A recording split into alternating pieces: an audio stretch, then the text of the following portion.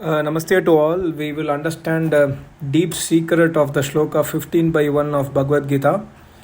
Of course, written by my Acharya. My Acharya has beautifully written this knowledge in English as well as in Hindi. I'm just trying to take a gist out of both the books. In Hindi, he has written a book, and in English from the website. I'm trying to give it to you. I will also quote some of the statements of my Acharya for you to better understand. Before going into the shloka, we have to understand that Sri Krishna studied Vedas under the lotus feet of his Acharya Sandipan Rishi along with his friend Sudama. So after studying the Vedas and also doing tapasya side by side, Ashtanga Yoga tapasya, Sri Krishna Maharaj realized Almighty God. And after realizing Almighty God, Sri Krishna gave this knowledge to his friend Arjuna, which enabled Arjun to fight the war. So we have to understand Gita meaning.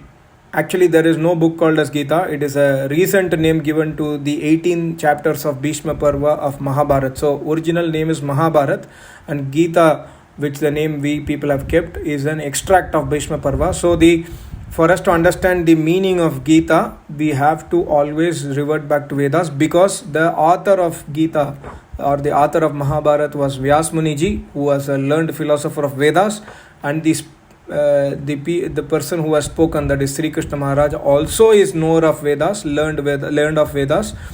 And at that point of time, 5,000 years back, no religions existed. Only Vedic Dharma, Vedic culture was existing. So we have to understand meaning of the shloka, every shloka of Gita in the light of Vedas. And for us to understand Gita shloka in the light of Vedas, we need the guidance of an Acharya of Vedas. So today in the market, so many Gita versions are available. I would say that almost 99% of those books are false commentaries, because these people who have written commentaries of Gita were not learned philosopher of Vedas, or are not learned philosopher of Vedas. So I request you to think on this point very deeply. If you read the book written by my Acharya, who has spent almost 10 years in writing the meaning of the Gita shloka in 4 parts, each part is almost 600-700 pages. So if we read that Gita, we will understand in depth that every shloka has been derived out of the knowledge of the Vedas of Sri Krishna. So Sri Krishna Maharaj studied Vedas. That is clearly understood once we can read the Gita written, commented by my Acharya. You can order at least one part from the website vedmandir.com and try to read and see, and then I'm sure that once you start reading that Gita, it will inspire you to search for an Acharya of Vedas to start learning Vedas, because Gita is indicating, or it is giving inspiration to all of us to revert back to Vedas. This is the secret of Gita basically. Whereas if we see in YouTube, I saw a recent video in YouTube, Gita or Vedas. That guy is saying that no need for Vedas, Gita is enough, because Gita is the essence of Vedas. Please understand, Gita is not essence of Vedas. Gita contains the knowledge of Vedas, a little bit knowledge of Vedas. But whereas Vedas has vast amount of knowledge. So out of those vast amount of knowledge, Sri Krishna, out of his own tapasya and his power, he has spoken that much knowledge only for Arjun to get inspired to do the war. So Gita does not have all the knowledge of Vedas. For sure, Gita will help us to revert back to Vedas. So this has to be understood carefully. So now let's go to the shloka. The shloka is Urdhva Moolam Madah Shakam Ashwattam Prahuravyayam Chandamsi Yasya Parnani Yastam Vedasa Vedavit. So the meaning, word to word meaning, I am reading out what is written by my Acharya in English. Urdhva Moolam, whose root is upwards. Adaha Shakam, and whose branches are downwards. Ashwattam, people tree. Prahuhu is called Avyaya, eternal. Yasya, whose Parnani, leaves are Chandamsi, Vedas. Yaha Veda, the person who knows.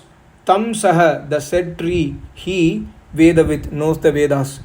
So the meaning is, whose root is upwards and whose branches are downwards, that people tree is called eternal.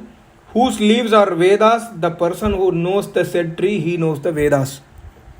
So here actually Sri Krishna gives the Vedic Traitvad.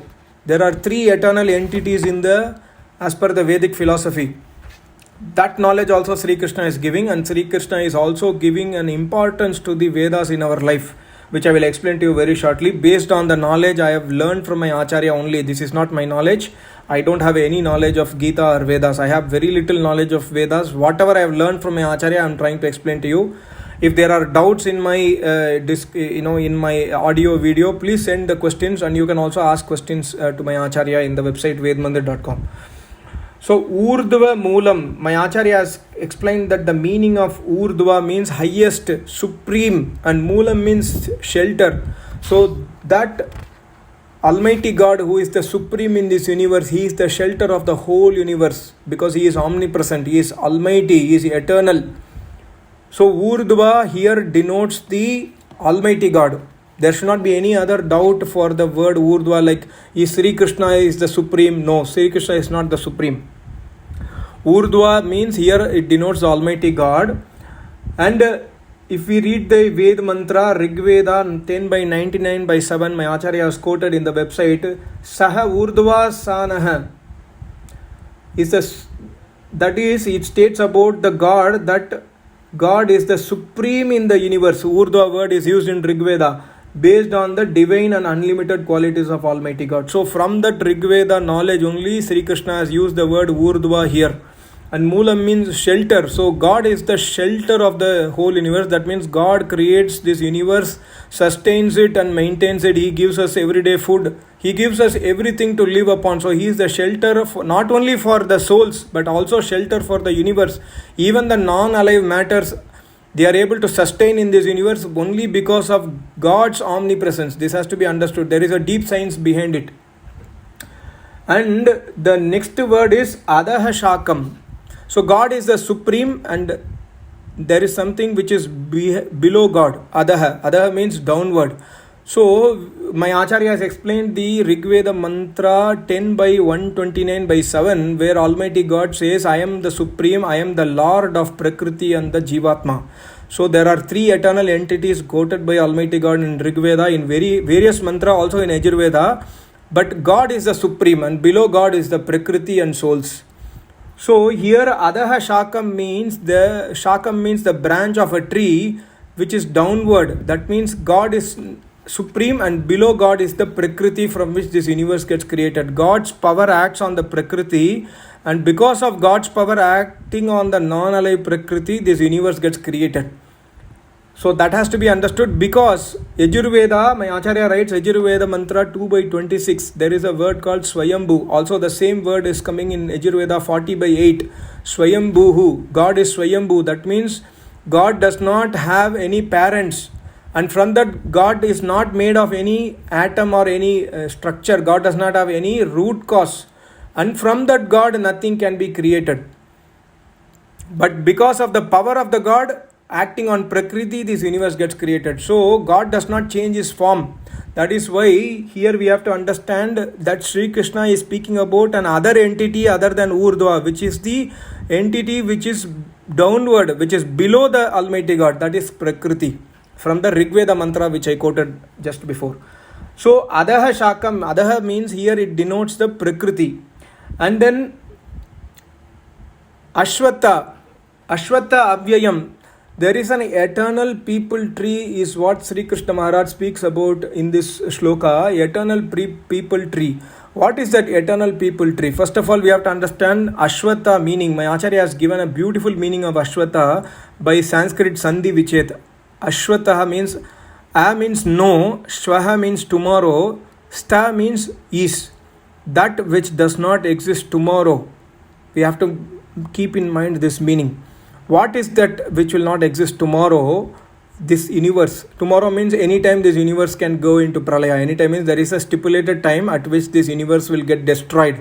But there is an eternal avyayam word used by Sri Krishna here. So we have to understand here, this universe is symbolically told by Sri Krishna as a people tree, eternal people tree. Because this universe creation, universe sustenance and universe destruction is an eternal process. Once it gets destroyed, it will go into Prakriti stage. When the Prakriti is disturbed by Almighty God's power, this universe gets created. So this process is an eternal process. That's why Sri Krishna is mentioning, giving this knowledge of eternity, where this universe existence, sustenance, and then destruction, again creation, everything is an eternal process. That is the knowledge here Sri Krishna gives. And again Sri Krishna speaks about Yasya Chandamsi, whose Yasya Parnani Chandams, that is Parnani means leaves, whose leaves are Vedas. My Acharya writes really beautiful explanation here in English. I will read out for you. Vedas are the leaves of the world. In the world, when we see the trees, we know that they give us pure fresh air to survive and save the traveler from hot sun rays, and the tired traveler feels fresh when he sits under the tree. Similarly, the knowledge of the Vedas enables a person to destroy his previous life sins, resulting in removal of tensions, sickness, problems, etc. Vedas gives us eternal, pure, evergreen knowledge to live happily. In the absence of Vedas knowledge, the life of the human being ruins. The knowledge of Vedas gives permanent peace and even salvation. This is the word of my Acharya. In fact, my Acharya has written in the Hindi commentary that sitting under when we go and sit under a tree, if the leaves are not there in the tree, we will not get any shadow. If the leaves are not there in the tree, there will not be any birds in the tree also. So my Acharya also very clearly indicates that we have to go on the shelter of the Vedas. Shelter of the Vedas is the place where Vedas are being taught by the Acharya. So shelter of Vedas is actually the shelter of an Acharya. Here also Sri Krishna is giving the knowledge to Arjuna. So the shelter of the Vedas in this shloka also is, that time this was Sri Krishna, because Sri Krishna is a knower of Vedas. Vyasmuni was knower of Vedas. In today's situation, Sri Krishna does not exist because he is already left his body. But in today's situation, we have to go and listen to the Vedas from an Acharya of Vedas for us to attain a happy, long life.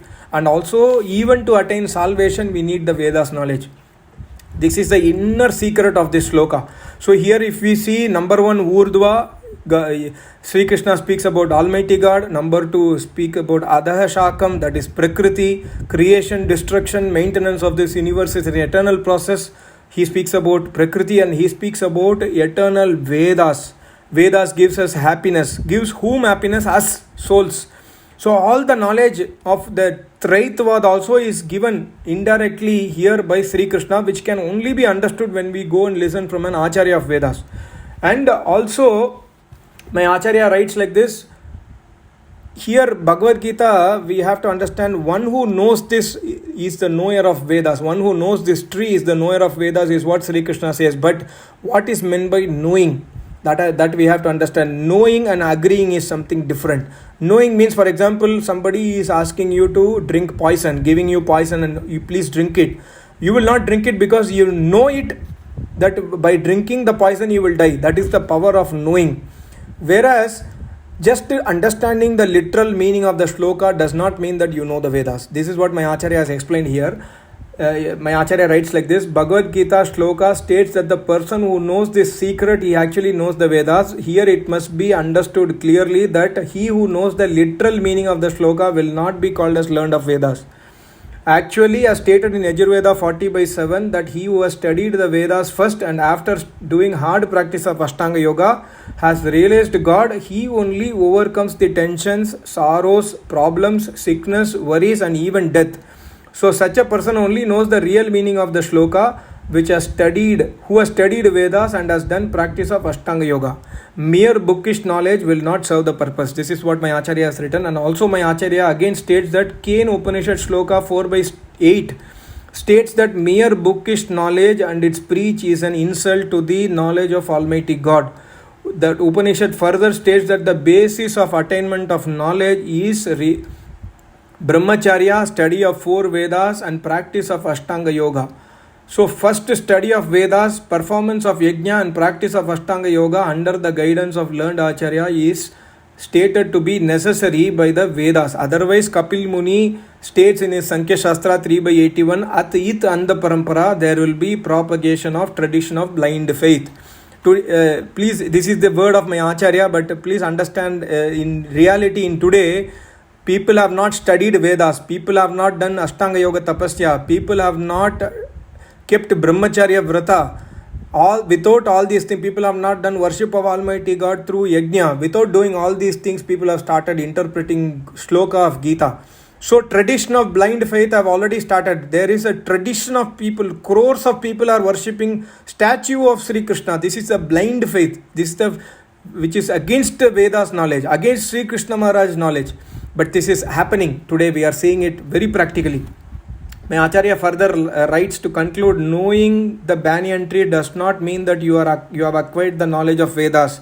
So in our country, until the tradition of self-made blind faith is stopped by challenging those who do not know Vedas and have not practiced Ashtanga Yoga philosophy, peace can never be maintained, and corruption, blind faith, injustice, dishonor to women cannot be overcome. So the only way by which all these problems, sickness, tensions, this injustice, blind faith, everything can be destroyed. The only way is to go under the shelter of the Vedas, where here Sri Krishna Maharaj says it is like leaves. The Vedas are like the leaves of the people tree. So without the leaves, there is no happiness, there is no coolness, there is no shadow for us, there is no shelter for us. Similarly, without an Acharya of Vedas, we cannot understand anything and we cannot overcome the problems of our life. This is the depth meaning of this shloka in short. My Acharya has written furthermore secrets from Atharva Veda from this Hindi book, which I'm unable to speak in English. I can understand, but it's definitely impossible to translate in English. But if you buy the book from vedmandir.com and read it, you will really enjoy. So it's not about the cost of the book, but it's about the knowledge what we can acquire from this kind of writings, because this writing is definitely coming out of the tapasya of a great Acharya of Vedas, so that we have to understand. I request you to listen to this audio once again to understand the secret and depth of Sri Krishna Maharaj and also this shloka.